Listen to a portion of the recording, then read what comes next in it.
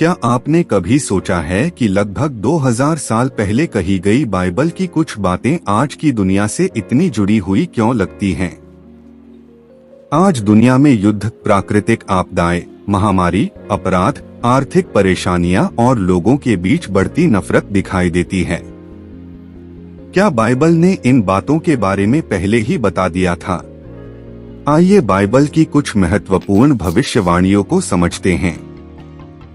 यीशु ने मत्ती 24 अध्याय में अपने शिष्यों से कहा था कि आने वाले समय में लड़ाइयों और लड़ाइयों की चर्चा सुनाई देगी। उन्होंने यह भी कहा कि एक जाति दूसरी जाति के विरुद्ध और एक राज्य दूसरे राज्य के विरुद्ध उठेगा। आज जब हम दुनिया के अलग अलग हिस्सों में संघर्ष और युद्ध देखते हैं, तो यह बात बहुत लोगों को मत्ती 24 की याद दिलाती है। लेकिन यहाँ एक महत्वपूर्ण बात है, यीशु ने यह नहीं कहा कि हर युद्ध अपने आप में अंत का निश्चित प्रमाण है। उन्होंने चेतावनी दी थी कि ऐसी बातें होंगी, लेकिन अंत तुरंत नहीं होगा। फिर यीशु ने अकाल और भूकंप जैसी घटनाओं का भी उल्लेख किया। आज समाचारों में हमें दुनिया के अलग अलग हिस्सों में भूकंप, बाढ़, सूखा और दूसरी प्राकृतिक आपदाओं की खबरें मिलती रहती हैं। लेकिन क्या इसका मतलब है कि बाइबल की भविष्यवाणी निश्चित रूप से आज पूरी हो रही है? हमें सावधान रहना चाहिए। प्राकृतिक आपदाएं इतिहास में हमेशा होती रही हैं। इसलिए किसी एक घटना को देखकर यह कहना सही नहीं होगा कि यही अंत का प्रमाण है। अब एक और भविष्यवाणी पर ध्यान दीजिए। 2 तीमुथियुस 3 अध्याय में पौलुस ऐसे समय की बात करता है जब लोग स्वार्थी, धन के प्रेमी, घमंडी, कठोर और दूसरों के प्रति प्रेमहीन होंगे। आज सोशल मीडिया के दौर में हम एक अजीब विरोधाभास देखते हैं।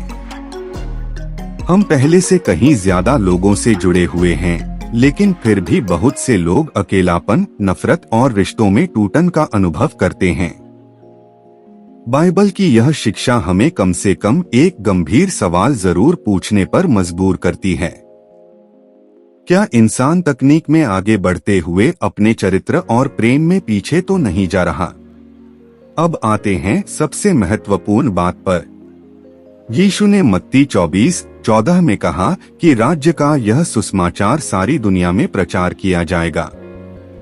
आज इंटरनेट और सोशल मीडिया के कारण बाइबल का संदेश दुनिया के लगभग हर कोने तक पहुंच सकता है। एक छोटा सा वीडियो कुछ ही मिनटों में हजारों या लाखों लोगों तक पहुंच सकता है। लेकिन क्या यह भविष्यवाणी पूरी तरह पूरी हो चुकी है? यह कहना जल्दबाजी होगी। अलग अलग ईसाई परंपराएं इसकी व्याख्या अलग अलग तरीके से करती हैं। और यही सबसे महत्वपूर्ण बात है। बाइबल हमें तारीख बताकर यह नहीं कहती कि फला दिन दुनिया खत्म होगी। इसके बजाय यीशु बार बार तैयार रहने की शिक्षा देते हैं। इसलिए इन भविष्यवाणियों का उद्देश्य हमें डराना नहीं, बल्कि जगाना है। अगर दुनिया में युद्ध बढ़ रहे हैं, तो हमें शांति के लिए प्रार्थना करनी चाहिए। अगर लोग स्वार्थी हो रहे हैं, तो हमें प्रेम दिखाना चाहिए। अगर झूठ और नफरत बढ़ रही है, तो हमें सत्य और क्षमा का रास्ता चुनना चाहिए।